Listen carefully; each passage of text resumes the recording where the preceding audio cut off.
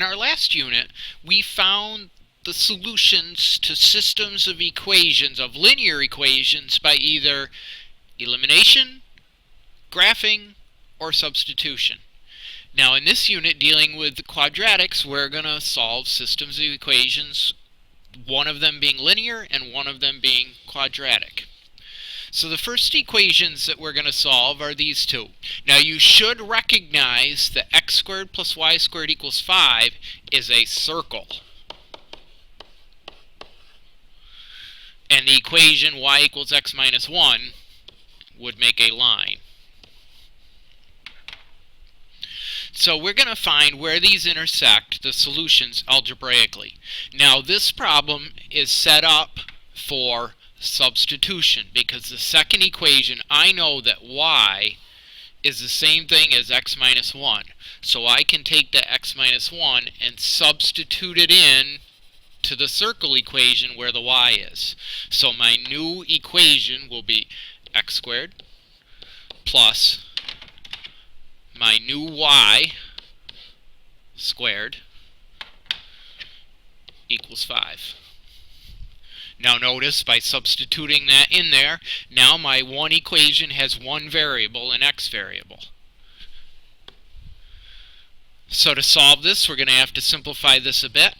X minus 1 squared is really x minus 1 times x minus 1.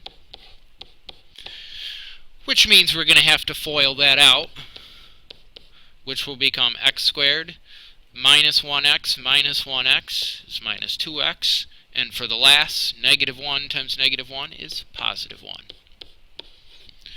And combining like terms over on the left, we're going to get 2x squareds plus minus 2x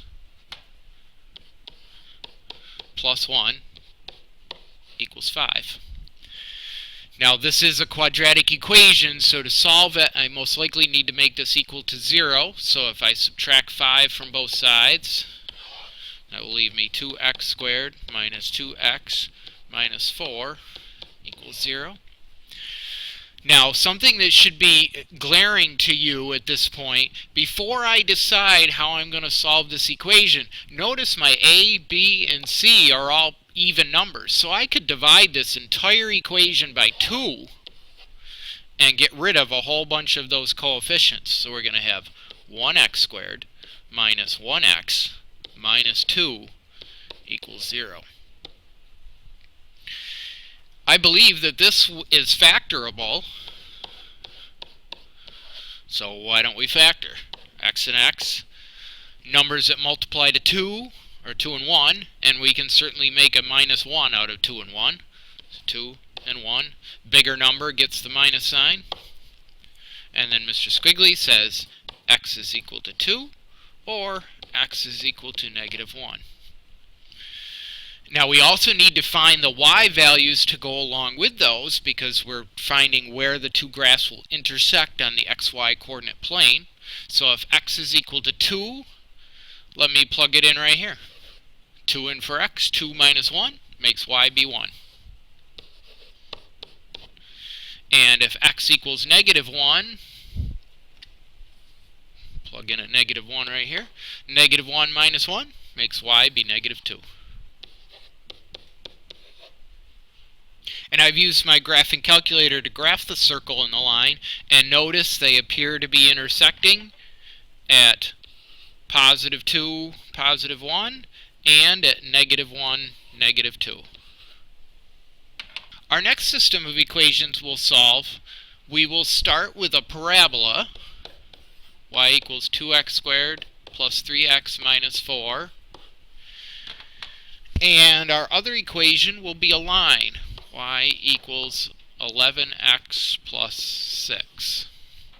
And our other equation will be y equals 11x plus 6, which would be a line.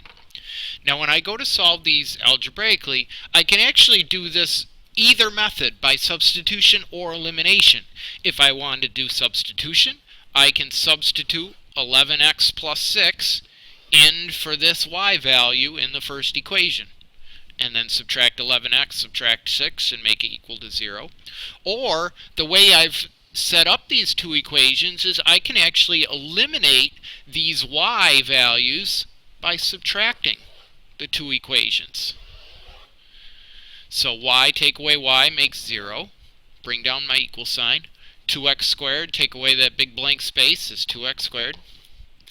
3x, take away 11x, is minus 8x. And negative 4, take away positive 6, makes negative 10. Now I need to decide how I'm going to solve this. Before I do that, though, I notice A, B, and C are all even, so let's divide this all by 2.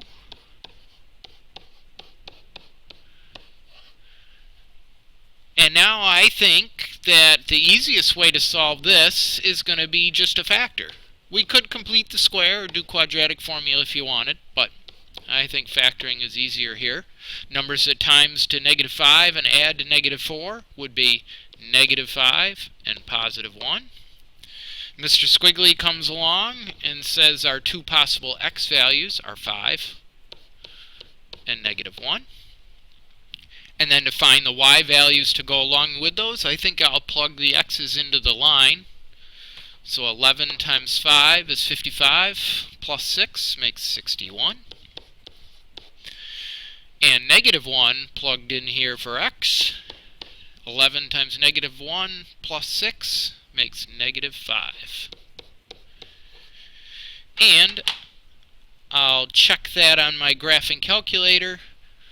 There's my parabola, my line intersecting at negative 1, negative 5. And then the other one at 561 is going to be way up in the first quadrant.